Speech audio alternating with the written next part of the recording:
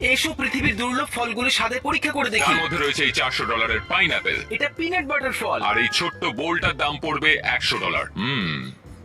আমার ভালো লাগলো না। আমারও ভালো লাগেনি। এটা শুকনো মটরশুটির মতো খেতে, তাই না? হ্যাঁ, তুমি লাগলো ঠিক না? বলেছো। মটরশুটির মতো লাগলো তো? এটা মটরশুটির মতোই খেতে। এটি একটি রোলেনিয়া ফল, এর স্বাদ লেমন মেরিঙ্গো পায়ের মতো হওয়ার কথা।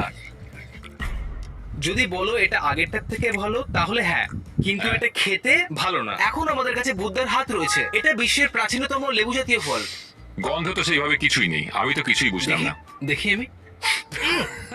তুমি আমার নাকের মধ্যে ঢুকিয়ে দিচ্ছ। ও আমাকে এর স্বাদ নিতে হ্যাঁ, দাও। খেয়ে দেখো।